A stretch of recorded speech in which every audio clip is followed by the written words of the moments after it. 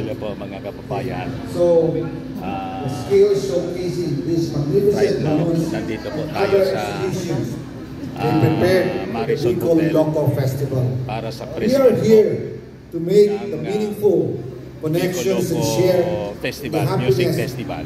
This Kasama for po si mga kasama ko dati. the Bicol Ito region. yung look-alike ko. This in turn will generate lots of jobs and opportunities. Pax FM. To our participants, I hope you find joy and create ngayon, unforgettable memories during the 3-day festivities. The press sacrifice the importance in ensuring its success. Thank you for your continued support and coverage. To our guests who traveled from afar, your presence adds to the vibrancy of the festival. It enriches our community and inspires us all. May your time here be filled with joy and leave you with lasting memories. So, Priscon po ito. Thank you once again for joining us the Bicol Loco Hot Air Balloon Festival. May it be successful and inspiring celebration that brings joy and economic growth to our region. Diyos mabalos sa Indugabos. Thank you very much. Very appreciative of Police General Andre, who was also a skydiver in his younger years. Also with the PNP, who is helping us with security, the safekeeping everybody for the whole weekend. We are Kaway man. Si Maling Rose kasama ko dati sa radyo. Siya po, pinakang maganda. Dati CNN siya, ABS-CBN. Live pala siya. Let's start with skydivers. Si Missy. As you will look more CNN. Manila. Anong TV ka na, Mari? Manila Standard po. Manila Standard. Kasi sarado na ba yung CNN? Ay, yung CNN, wala na ka pala. CNN Manila Standard. Pero nag-ABS-CBN po siya. Opo, ha? Kasama ko siya, mga kababayan sa research noon, nung nasa mainstream pa ako. They will be the one taking the down from England sila. Chris and Claire Monk, also from England. From the United States, Cheryl and Vance. America. From Brazil, Luis. Brazil. From America, Raminta and Linas Mastis. Mga foreigner sila, mga kababayan. From Sweden, KG. From France,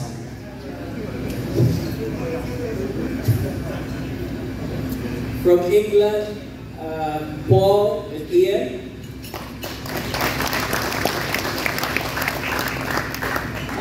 From the Netherlands, Fred and Carla.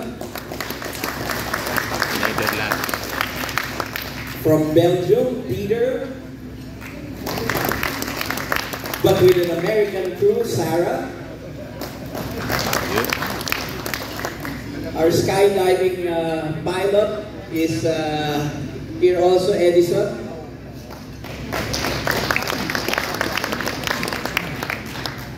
And of course, the star of the show is, I don't know if you have looked up in the air the past couple of days. Airplanes are tumbling around. We have the global stars, Mark Jeffries,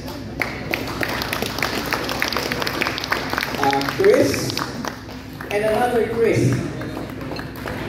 And we're not supposed to have Chris as our name to be aerobatic pilots. Even Joy can be an aerobatic pilot. And Lily from China, cheering squad of the aerobatic team. Stuart is a flight engineer.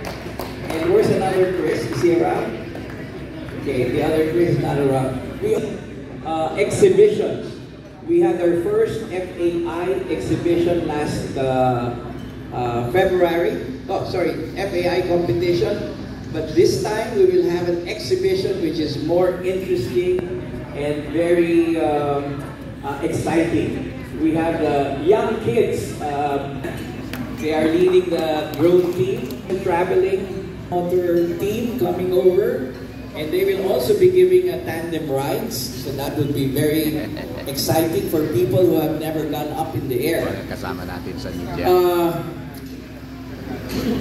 The Air Force, and they will have a flyby of the F-850.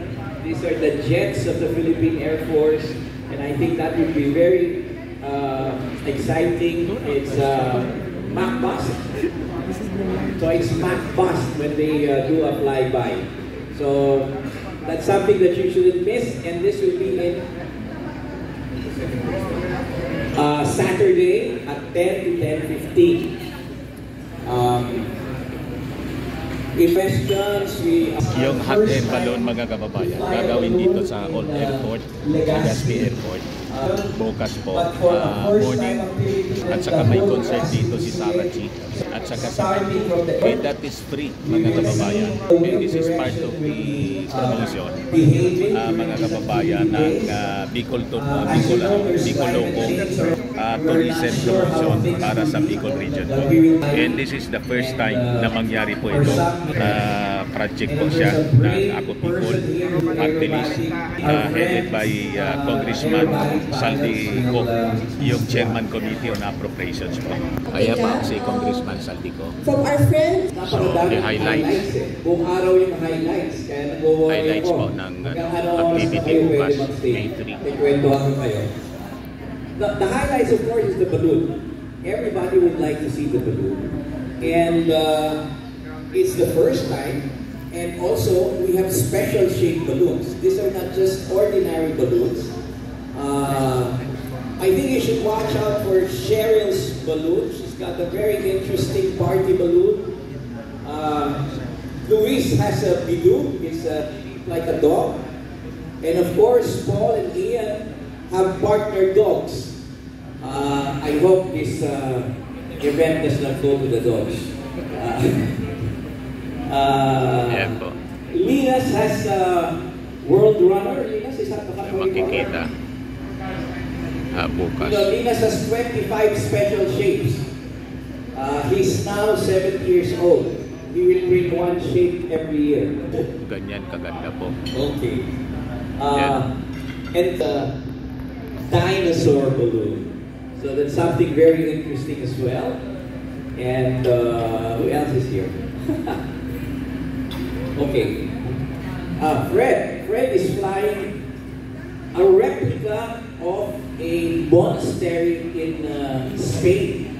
So it's very unusual. It's shaped like a building.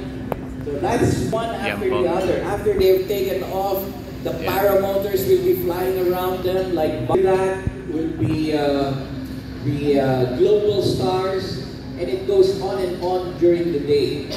And in the evening, we have a special surprise for you because Chris and Mark will have pyrotechnics on the tip of their airplanes while doing aerobatics. So this is something that very few people have seen. We're very happy that the Bicolanos will see it firsthand. And right after that, we will have a drone show. I don't know if you've seen the drone show. Drone turning into different shapes. And after that, there's still fireworks. And it's going to be the same every day. So if you miss the first day, there's a second day. But of course, there are some different things that we will be doing. We have car drifters from Manila. They're drifting their cars around the runway. And of course, Chris, Mark, and Chris will be flying formation. And I will be racing with them with a Porsche. So it's an electric car versus the piston airplanes. And we will see how it goes. That's something you shouldn't miss. We will see who will win. Will it be the airplanes or will it be the Porsche? Around 12 na po nakakarating yung mga ibang spectators, and naghahanap po sila ng balloons at that time. Mahirap na po makalipad yung hot air kapag mainit na po. So we really need your help in announcing to your followers po. Alright? For the next question. So, magiging yearly na yata ito sa ating congressman sa ating trabaho ng ating mga kababayan. So, for tourism and we plan to job creation. buy more balloons like kagaya po sa Cappadocia, nung pagpasyal namin, sabi nga ni Joy, there's around 150 balloons or 200.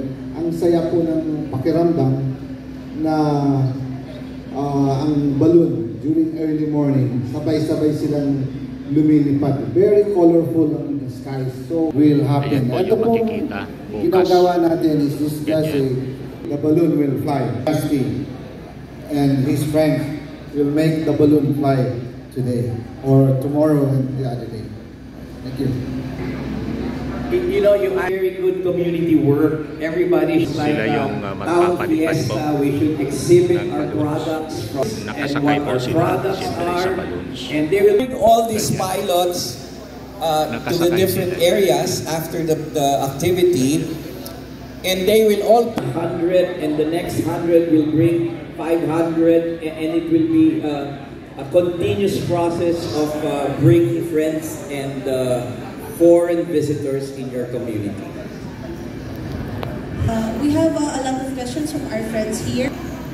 Morning everyone. Sir, Kong Salvi, next sa Video po, Branch of Pilipinas, the government media. Sir Kong, thank you very much. Quite exciting. You know, we're Bicolano so excited of this first Bicol Loco Festival. Thank you, sir, for bringing this to our area, Kong Salvi, and you know, dami magandang ginagawa po si Kong Salvi here in our Because you might buy all the land there Location kasi napakalapit sa Mayon. So, but when we find it, we will let you know. I think his intention is to have their planning. Kaya very exciting siya para sa mga participants at mga tourists. This time we will smile. So our objective tomorrow is to let everybody smile and be happy. Thank you so much po. Yes. So, the reason for that is during early mornings, there's no wind. And late evenings also, the wind dies down. During the day, the wind is very strong and we're unable to do that.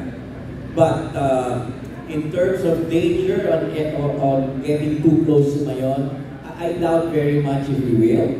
And the balloons are totally dependent on the direction of the wind. During this time of the year, it should be coming from the sea going towards Daraga. So ang lalaki pala ba ng Because it's balloon? May like 6-story building. Bullseye vlog. I think the question is for Congressman Salvi. Yeah, Congressman Dante Maravillas po, lagi yan. Gusto ko lang itanong sa inyo, paano po nabuo yung Bicol Loco? Ba't ba ganun yung naging titulo, yung tawag? Paano siya nabuo po, naging Bicol Loco? Well, because Bicol is coined word. It's my son will do it, say it's fashion. Ang loco in Bicol is to go crazy o mapapawaw ka. In Manila, really others who don't understand it, they don't understand that. For Bicol, you say loco, loca ka. When you see the balloon up in the air, background of the Mayon volcano, then maloloko ka talaga pag nasa taas ka na and you see in Cappadocia, makikita mo na yung limestone formation that gave the ridges of the mountain. But ito, you have an 8,500 feet above sea level with a diameter of around 32 kilometers. So kahit na 100 kilometers away ka, even if you're 100 kilometers or 200 kilometers away ka, even if you're in Quezon province, you still see the Mayon volcano. That's how big is the Mayon volcano. 7 times higher than Eiffel Tower, 3 times higher than Burj Al Arab in Dubai. Sa Dubai po, there's already 5 balloons starting to develop. In Thailand, meron na rin sila. balloon tourism. So we need to really go crazy or loco. When you say loco, it's crazy. You go crazy, you go wild. So hopefully the balloons don't go wild.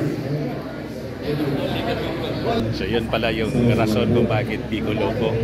You'll become crazy because hindi actually crazy na literal na crazy, kundi because of, you know, very exciting siya na napakaraming mga balon, napakalalaki na mga balon, at because of the, you know, napakagandang location, and it is Albay kung saan we have this Mayon volcano po.